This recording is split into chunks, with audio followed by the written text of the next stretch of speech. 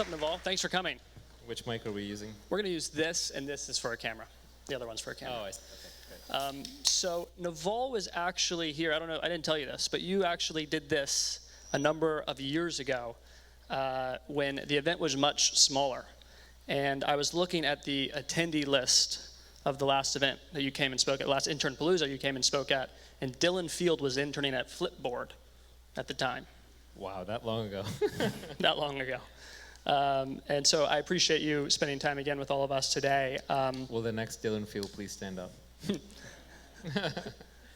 Oh, there was two. Yeah, there's two. Okay, good. We got two. But I have a number of questions I want to ask you today.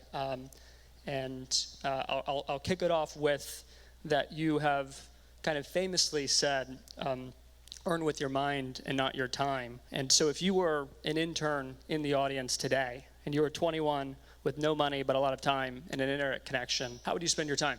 Yeah, when I say earn with your mind, not with your time, I don't necessarily mean that like you don't have to work hard. You have to work as hard as you possibly can. But there's only a limited number of hours in the week. 168 or something like that. So it's not the fact that you can win by out-earning somebody else. Can you do it by being more clever, more intelligent? Yes, but you also have to know how to direct your time and your mind, because life is full of compounding. Like every little decision you make adds up to bigger and bigger decisions. And so you got to get the big decisions right, and you have to know how to allocate your time well. You made the biggest decision correctly, which is you're in the tech industry, you're in the Bay Area. So that's a cheat code. That's a couple of cheat codes right there. You're at the forefront of the smartest people in the world. You're working alongside the smartest people in the world. You're in the largest concentration of high IQ motivated people. So the next set of decisions is, well, now that you're in the right place and you're in the right industry, what do you choose to work on? And specifically, who do you choose to work with? So those are probably the next most important set of decisions. And they're going to be along the lines of, what do you have a natural inclination for? What's like a sufficiently deep topic or field? In the Peter Thiel sense, where do you have a secret or some kind of a competitive advantage or an interest-based moat or specific knowledge that only you have? And then are you working with the absolute best people possible? And I would argue in that latter axis, you probably aren't. The single biggest shortcoming people have early on is that they stay extremely limited in the group that they're next to. They tend to start companies with, they tend to work with, they tend to hang out with, they tend to learn from the people who they just kind of happen to be next to. And it doesn't work like that. Life is a search function, and you fulfill the first part of that search function by landing here, but the next part of that curation continues. So always keep kind of curating who you're working with. And it can be on a variety of different topics. And this is my problem with advice. I hate giving advice. And you've probably been hammered with advice all day long, like people giving you a whole bunch of advice. It's like people telling you they're winning lottery ticket numbers, right? It's like it's not really actionable on your part. But I do think there are a few overarching core principles. Like if you talk to older people who are successful, they will pretty consistently tell you that the number one most important thing was like who they worked with. And right up there with that is that they made sure they enjoyed what they were doing. Not because the journey is a reward or any of those cliches, but for a different cliche, which is that if you don't enjoy it, you're not going to be good. So these principles are easy to talk about. They're very hard to follow in practice, because in practice they involve rejecting people and making very difficult choices and walking away from good situations to head towards great situations. When did you start doing that? When you were 21, what was the Naval like? Yeah, there was no plan. I don't listen to anyone's advice. There was no top-down reasoning. There's all ex post facto, reasoning. The reality is, it's just in your nature. What's in your nature? It was always in my nature to make decisions for myself, to be a rebel. I would say my bar for who I work with was not high enough, and that's obvious to me in hindsight. I would say that my bar for what I worked on, did I enjoy it, was not high enough, and that's only obvious in hindsight. Like, for example, the first couple of companies that I got involved with as a founder, both starting and being involved, at that point, I really just wanted to be a founder, right? And that was like, that stamp was more important. And so that desire kind of overrode everything. And then later, so it was more like, oh, I really want to be a founder. I want to found a company. Who can I found a company with? Where can I found a company? So it was sort of not a pure motivation. And then later, my motivation was much more around, simple things like money and power. Like nobody wants to talk about it, but those are fundamental drivers. Like, yeah, I want to make money, and I want a company that has an influence. And even that wasn't that pure of a motivation, wasn't that great of a motivation. And now looking back in my career, where I was most successful was when I did projects either because I was genuinely curious about them, where I was trying to figure things out because I was like, oh, this is really interesting. What's behind this? Oh, that's really cool. What's behind this? What's behind this? And then just following my own intellectual curiosity gave me insight that then led to good investments and good startups and good outcomes. And then I would say now I'm in the lucky position where I don't have to do things for money or status or any of those normal motivations. So now I can concentrate on just what product do I want to see exist? What's like a beautiful thing that I can make that wouldn't exist if I didn't put effort into it? And what people do I want to spend all my time around? And how do I make sure that there is a combined effort, a team that I can work with all day to spend time with them? Because the truth is when your material desires are somewhat met, you end up extremely bored. There's nothing to do, okay? It's like when you don't have to hustle for a living, you're just like, well, what do I do? You've lost your purpose in life. And you could, go meditate in a corner for a long time. That gets boring too. You can go completely hedonistic, and that's a death trap. People blow themselves up or blow out on drugs or just empty lifestyles. Or you kind of realize, like, actually, what I want to do is I want to self-actualize. I want to be the best version of myself. And what does the best version of myself mean? That means creating something. It's better to create than to consume. It's far more fulfilling, and you learn along the way, and you build. And then what do I want to create? Well, I want to create something beautiful that I'm passionate about, that I want to use, that other people won't do well or won't do right or won't do in my time frame. And then how do I want to do it? Well, I want to do it with friends, people that I really respect, really admire, that I enjoy spending time with. And then you can kind of craft that perfect team. And I wish I'd kind of had that kind of motivation and insight, 20, 30 years ago. I'm not sure I could have, though. Sometimes you just have to follow the path and see how it plays out. Are there people that you met when you were 20 or 21 or 22 that you still work with today? Yeah, one funny thing is when I first got into the industry, there were a lot of people around that I met, but there were a few that I just gravitated towards because they were so intelligent and so interesting and so talented. And I remember at the time thinking, man, what an unfair world that these super talented, interesting, engaged people are getting all the fame or the credit. And the reality is now I look back 20, 30 years later, and those people, they're all incredibly successful. They're all reasonably famous, and they've all gone on to do great things, with almost no exception. So if you find somebody who's genuinely talented, intellectually curious, hardworking, high integrity, mark my words, I guarantee you that 20 years from now, those people will be successful. And I wish I just invested in or stayed close to every single one of them. I can't think of a single exception. Yeah. What else? So everyone here is kind of doing, or most people here are doing an internship right now. They have come from all over, the United States. They're here for the very first time. And so when you came here for the very first time, what were some of the things that you did that you'd recommend people do here? Yeah, it's a magical place. I mean, I think the Bay Area is a huge cheat code to a level that I can't even talk about on Twitter because it would just piss people off who can't get in here. It's really good here. Now, obviously, the quality of life might be better in some other places, or the cost of living might be better in some other places, but your earning power here is unparalleled. The weather is pretty darn good. There's a lot of, you're living in the future. You can take a Waymo, you'll be able to take a robotaxi, you can see all the drones, you can see all the cool stuff being built out and developed. But the single biggest thing is you're here with the smartest people in the world. It's the highest IQ density of anywhere in the planet. And I would argue that through human history, there have been a few magical places at a few magical times. So maybe it was Athens during the Greek Renaissance. Perhaps it was Rome during, when the Roman Empire was up there. Maybe it was Manchester or Birmingham or London during the Industrial Revolution. Maybe Paris during a certain period of time. But there are these magical places where the best people in the world, even people who are not necessarily in the industry, even like artists or business people or whoever, they're attracted to that place. So I would argue that, by being here, you are in the right place.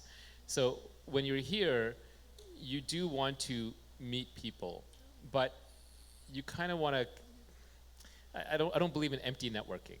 You know, like I don't believe in like networking for networking's sake, where you're just like mingling and shaking hands and wearing a name tag, no offense, and you know, offering to meet up with people.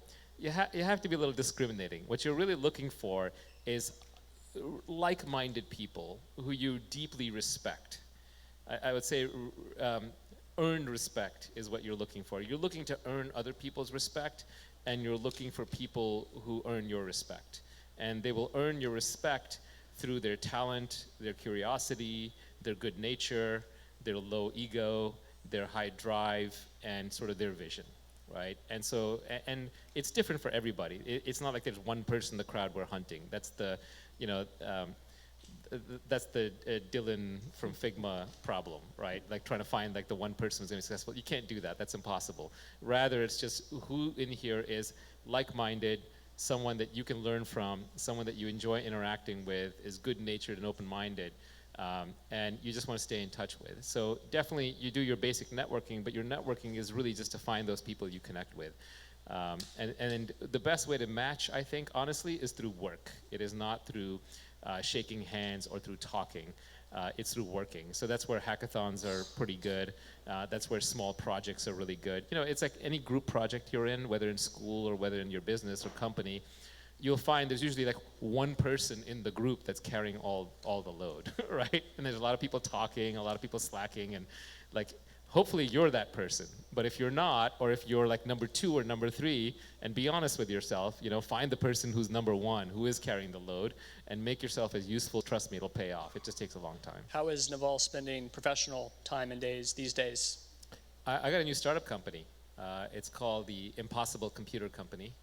I've got an unbelievable team that quality I've never seen matched. They're all artists and engineers. How did you find them? They kind of found me. I would say that, well, I mean, some of them I've collected over the years. There's one guy I work with since the day I met him 20 years ago. We have never, like, not worked together. So we stayed together. There's another guy I met at my last company about 4 years ago, and he was just so good that we just stuck it out together. But really, it's a team that had assembled around a related project, and then we kind of merged. But I think the way that team mostly got together was through shared mutual respect.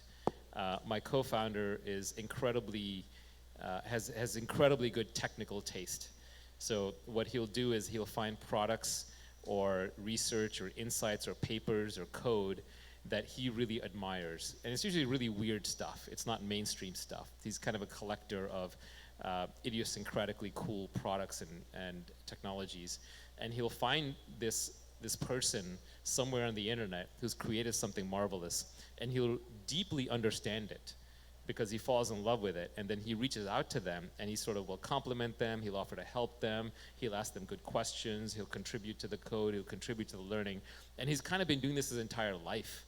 It's sort of his nature. And so he's ended up just surrounded by some of the most brilliant, artistic, driven people that I've ever met, who are also, they don't think of themselves as, oh, I'm an engineer, or I'm a coder, or I'm an industrial designer, or I'm an electrical engineer, or I'm an AI person. They don't think of themselves that way.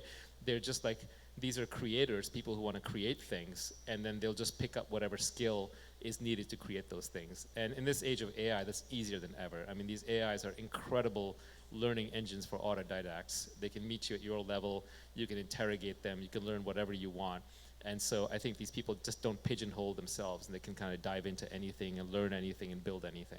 What are you talking publicly about the company? Are y'all in person, not in person? Yeah, that's about it. Small team, there's less than 20 of us. Everybody works really hard. In person? In person, mostly. There's a few people who are remote, but they're trusted and known for a long time. SF or Palo Alto? SF, yeah. Like being in the city. My rule on this is I don't ask other people to do anything that I myself wouldn't do. So I like the office to be in a location where I like to go to. I like the offices themselves inside to be like nice, private, high quality offices. I like to pay people well and treat them well and give them a lot of stock and high salaries and good compensation. And I expect them to always 24/7 be either working or thinking about work because that's the same bar I hold myself to. Yeah. Was this always the case, or as the companies have gone on? I think as time has gone on, you know, one of the advantages of being older is you just get to be more idiosyncratic. You get to do things more your way. So I think I'd always wanted to do it that way, but I just didn't have the confidence in the past. So as an example, there's this, most companies, they have cubicles or desks, and you'll see people crammed into small spaces, and I think that's inhuman. Like when I go home, I enjoy my home office a lot more because I have my private space. So now I want everyone in the company to have an equivalently nice private space, because I think it's more human. But it's easy to fall in the trap of hustle culture and everyone around the desk and sort of grinding, but I think a lot of that is just pretend work. So that's an example of something that I kind of rose past. And so you just mentioned too, you didn't have the confidence to do certain things maybe when you were younger. Today, what are some of the unpopular decisions you're making as a CEO?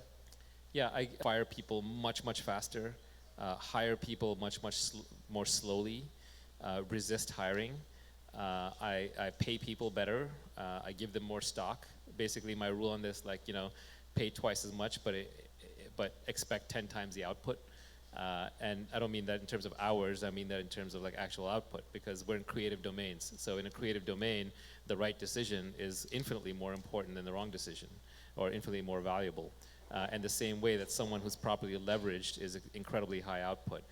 Keith Rabois has this thing where he talks about barrels versus bullets. Like, everyone better be a barrel. There's no room for bullets in a small company. Talk to us more about that analogy for those that don't know it. Yeah, the barrel bullet analogy, I think this is Keith's analogy, so I'm going to mangle it. But it's bullets are like you fire, you aim the barrel and you fire the bullet. So you're kind of directing those people, and barrels are the ones providing the direction and deciding when to pull the trigger. So it's more the guidance. And in a big company, you always have that. You have management, and then you have execution. And because most of you are interns, you're always going to be slotted into the bullet role. But we don't have that concept. So we have one guy that we hired who's 19, and he's a peer. He's everybody an equal. Nobody tells him what to do. He works for himself. He's paid just as much. He's going to be compensated just as well. And we're going to expect the same level of output out of him. Everyone's a bullet. There are no barrels. And it's very easy to fall into this trap of, well, because they're younger, they're automatically a bullet. That's not the case. My co-founder is actually 23. He started working when he was 15. He is absolutely a peer. He and I have the same level of stock with the same level of authority. Do people push back to Naval, or do you get in arguments, or people you feel like you have to deal with that? What's funny is we haven't had a real argument ever in the company. I'm trying to think. Is that good or bad? Well, it's early, so honeymoon.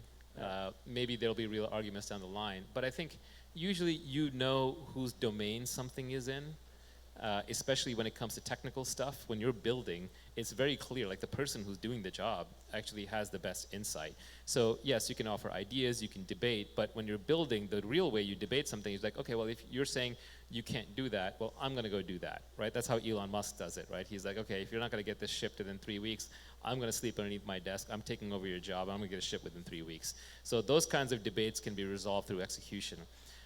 There are often debates you find in marketing or biz dev or kind of these fuzzy things. Luckily, we don't have that because I'm the only one doing that, so there's nobody else. We are actually debating what the product name is going to be, for example, and there is a little bit of a debate forming there. And I can already tell that's the kind of thing where if you have too many marketing droids in a company, you're just going to go in circles on that. But I think the way we'll just settle that is we'll probably just pick the 3 people in the company who have the best taste. And we know who those are. You can tell by the way they dress and the way they behave and what their house looks like, right? And those 3 will basically vote on it.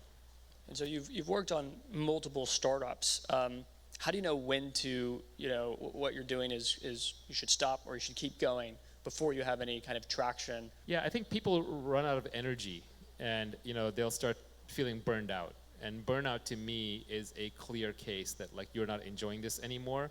And if you're not enjoying this anymore, you should probably stop working on it. So I don't believe in this temporary model of burnout where people are like, oh, I'm burned out, but if I take 2 months off or just, ramp down a little bit, then I'll come back and it'll be better than ever. No, it doesn't work that way. Generally, I've seen people who are working around the clock, but because they really enjoy what they're doing and the company is doing well or the product is going somewhere or there's clear, meaningful progress being made, either in product development or in deployment, they don't burn out. Whereas you'll see some good people have left, it's not clear where things are going to go. That's when people start quote unquote burning out. But I don't think burnout is a temporary phenomenon. I think it's a deeper indication that probably you should be working on something else or just really move to the next thing, which might require a break, but it's not that you're burned out, you'll come back on this thing. Do you think there's sort of, people often recount Elon kind of starting with something easy and then graduating to something harder to work on? Do you think that's a fair line of thought in 2025, or should that be rethought as people think about the various things they want to do with their lives? Yeah, so Elon did Zip2, and then he did X, which was PayPal, and which was his bank, and then he did SpaceX and Tesla and Solar City. I have definitely noticed a tendency amongst founders that they do deep tech startups later. So Kyle Voigt did this with Cruise later, and now his robot company, and I think before he was it Gusto or something? It was one of those fintech kind of companies, or it was Twitch or something. Yeah. And you see kind of similar track record with other entrepreneurs. Sam Altman did Looped, and then he did OpenAI. I'm now working in hardware. But I actually started my career in hardware. My first company was building linear optical amplifiers. So back in the day, it was even more deep tech. But I think some of that is the times, right? Because AI is making software dev so easy, and SaaS and software in general feels quite saturated. Some of that is inspiration when you're watching companies like SpaceX and OpenAI and Tesla, and you see what an impact Apple has had and so on. Then I think people feel inspired. Some of it is because of supply chains. It's easier to do hardware companies than it has been in the past because you can build up these supply chains. So I think you should go to whatever you're most inspired by. The nice thing about deep tech is you get to learn a lot. The learning curve is insane. You have less competition. You're probably doing something that is more meaningful or more impactful, possibly. Depends on the details, of course. The downside is it's way harder. Your odds of success are much lower. There are many cases of otherwise successful looking products. These are products you use every day or that you aspire to build, that you think these are great companies with great products, but the founders didn't make any money. The investors didn't make any money because they got wiped out along the way. It took too much money. Or they build what looks like a great product and it's good for all of 1 or 2 years, and then it gets cloned in China or Korea. And then there's those zillion clones of an Alibaba, and there's no ability to monetize. So it is actually quite a bit harder. And the team you have to assemble, it's more difficult. But actually, I would say if you're going to start in deep tech, it's better to start early. Because when you're early, your failures are more forgivable, especially like, pre-25, like there's a lot less pressure. Your learning curve is going to be tremendous, and you'll start meeting people who are doing hardware. And those are great contacts for later on. Got it. Much better moat in this age of AI. Interesting. What else do you think are the bigger moats today? I think design is always a moat. Good design. Good design requires good taste, requires a good eye. AI can generate anything you want, but that means the world is going to be full of average. And then eventually people will get tired of average, so they'll say, I want extreme. So then AI will fill the world full of extreme, right? There's going to be every possible permutation of everything imaginable will be out there. Think of it like, I don't know if you've read Borges's The Library of Babel, great story by the way, but it's like every permutation of every book is in this library, including the refutation of every book, the translation of every book, the opposite meaning of the book, etc. So at some point you realize that the core task becomes editing, it becomes selection, it becomes curation. So developing your judgment, your taste is really important. And so that means having a good eye for products, not getting caught up emotionally disliking something just because somebody else did it, and just trying to always learn, always having that intellectual curiosity to figure out what makes something great. And then if you're hardworking, you can take that taste and you can literally translate it into creating something great. Like I never thought of myself as a builder or creator, or even as a writer. Like on Twitter, I got good writing these short, pithy things, but I never started out as a writer. I actually remember when I was young, I tried to write a book. Like we were forced to write a book for some English class, and I might have been like the only person in the class who didn't finish the assignment. I couldn't write the book. So I was Twitter wasn't around. Sorry? Twitter wasn't around. Twitter wasn't around. So I wasn't a particularly good writer. And then I liked reading. I liked to read a lot. So I read a lot, and I like poetry. I read a lot of poetry, but I couldn't write poetry. I never figured out metric rhythm or verse or bothered to learn iambic pentameter or any of that stuff. But then when Twitter came along, I was like, okay, well, we're limited. It was 140 characters. So you have to pick every word carefully like it's poetry. And so that turned out to be useful. I developed taste without realizing it just by having had a passion when I was young for reading that stuff. It was something you could never predict. You can never connect those dots looking forward. Yeah. But I think developing your genuine taste is actually a useful thing. How do you know if you have good taste early on, or if you should develop, all right, I'm a shitty designer, or I'm a great designer? No, that's actually a really good question. It's very hard. Like, for example, everybody says, I want to work with people better than me. And I'm like, well, why would they want to work with you, right? It's like if everybody has that mindset, then they don't want to work with you. So you do have to bring something unique to the table. You do have to be really good at something. But I think almost everybody is good at something, right? Usually it's an intersection of 2 or 3 things, what Scott Adams calls a skill stack, where you're combining a few things that don't seem like they make sense from afar, but they do. And you'll find that out in action. You know, you'll go out there, you'll build things, and people will say, wow, that's really great. I don't, no, not just falsely complimenting you, but that thing that you just did, I find that really hard to do. So if there's something that you can do and it doesn't feel like work to you, it feels like play to you, but it looks like work to others and other people are impressed by the output, then I would argue that that's somewhere along the lines of your natural talent, and you should lead into that. I don't think in this age of specialization it's worth covering your weaknesses. The way you cover your weaknesses is by allying with other people who are very strong in those areas. And what you should do is you should double down on your strengths. If you were to, you mentioned a little bit earlier about extremes. Talk to us about how you think the future will deal with the extremes and what the extremes might look like. Well, I mean, I've been saying this for a while, but the leverage in the system is just insane, right? Tell us more. What do you mean by that? Leverage is just a force multiplier for your work. And historically, the forms of leverage, the oldest form of leverage was labor. You have people working with you or for you. Then it was capital. You're investing money or throwing money behind the problem. Then it's media. You're writing a book and people are listening to you and your words are moving many people to do things. Then it was things like videos and podcasts and other kinds of media. Then code came along. Code is this incredible permissionless form of leverage where you have robots and data centers cranking away for you. And now the leverage is increasing through AI, through agents, through robots, through supply chains, through 3D printing, through all the different things that you can do that can just amplify your work. So the leverage in the system has just gone insane. And people talk about how there'll be one-person billion-dollar companies. There actually already have been. That's been true for over a decade. Notch, the guy who coded up Minecraft and sold it for $2 billion to Microsoft, that was a one-man show. Satoshi Nakamoto, Bitcoin, that was probably a one-person show. So I think the leverage is already there for an individual to do a billion-dollar company or for 20 people to do an amazing hardware company. So the leverage will just continue to increase, which means nonlinear returns. And society just is not built to handle that. You can see all of the outcry against the rich getting richer, billionaires and all that. But it's not that the rich are getting richer, it's that the smart and leveraged are getting richer. So if you are smart and you're highly leveraged and everyone in this audience is smart or you wouldn't even be here and you're capable of being highly leveraged, your earning power and your earning is downstream of knowledge and creativity. So I would say your knowledge creation power and your ability to then leverage that knowledge creation is so much higher than even like your peers that you may have left behind in high school or college that they just have no idea what's coming. It's going to be kind of a crazy time. The last kind of topic I want to speak about is a little bit about education. Everyone here has, maybe a year or two left of traditional kind of college education. How do you think they should be spending that time? Yeah, that's a good question. I don't think there's a one-size-fits-all answer.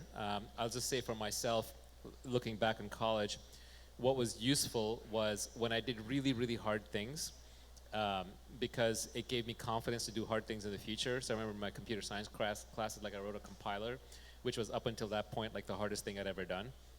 And that was great. It really gave me confidence that like, okay, there's no computer science problem out there that like other people can do that I can't do. I wish I'd stuck with physics more because then I would have had that same feeling about advanced physics and math, whereas right now I do feel like I run into some things when I'm reading physics or math where I'm like, I don't understand this, and then I got to spend a whole afternoon with ChatGPT breaking it down. I feel like a moron at the end. I wish I'd kind of broken those barriers when I was younger. It would have given me the confidence and given me the scaffolding. Wherever I learned about systems was really useful, so computer networking, computer architecture, semiconductors, all that stuff was really useful, even though I was doing software programming when I got out, because just understanding the layers of abstraction underneath were useful. So this whole idea that you don't need to study software engineering is nonsense. In fact, I would say, go even lower level, study chips, study physics, study whatever you can to understand how computers work, because that's the greatest form of leverage in modern society. And the people who understand AI, understand software really well, are getting paid more than ever. Mark Zuckerberg's huge pay packages notwithstanding, just the average salary for high quality software engineers, junior or senior in the Bay Area, continues to go up. And electrical engineers and industrial engineers and all of those. So that's kind of in the studying domain. In terms of people, I didn't invest enough into it. I didn't make enough connections with smart people when I was in school. I was I was a nerd. I guess today you call me an incel, but I was definitely extremely introverted. And even to the extent that I connected with people who were really smart, I didn't make an effort to stay in touch with them. It's fine. I mean, I don't regret it. But at the same time, I think there's probably some version of the world where I'd met my co-founder while I was there, who was an incredible coder or incredible builder. But I just wasn't thinking that way at that time. That was a long time ago. Should you finish school or not? Probably, especially if you're getting a worthwhile degree. If you're getting a degree in some social science, then I would question that. I'm not sure how useful that would be. But if you're getting a degree where what you're doing with that degree will be tested by either nature or free markets, if it's going to get feedback from a source of reality, then that's probably worthwhile. On the other hand, if you're getting a degree in something where your main feedback is from other people, like people grading you or giving you awards, then I would argue it's a bullshit degree and you should probably switch away from it or just forget about it. It's a waste of your time. Raise your hand if you're studying engineering. If you're not, you should consider switching. It's about the classes, it's about learning. So I think anything where you're really bending your mind and you're learning how reality works, and your work will be tested by having to build something that works in the real world, or by compile something that a computer will actually execute, or by selling something that people in the market will buy. Those are real skills. But if you're writing elaborate papers with lots of citations, and then your professors are checking the box and saying, oh my God, this is the best paper on this, and it gets studied in a journal, and you're going to win an award, that's bullshit. That's not real. So that if you're getting your accolades from other people or from reviewers or graders, it's nonsense. You're not really learning anything. But you might be having a good time in school. Might be a good party. Well, I think that's a great way to conclude. Thank you, Naval, for spending time with everyone. Thanks for having me.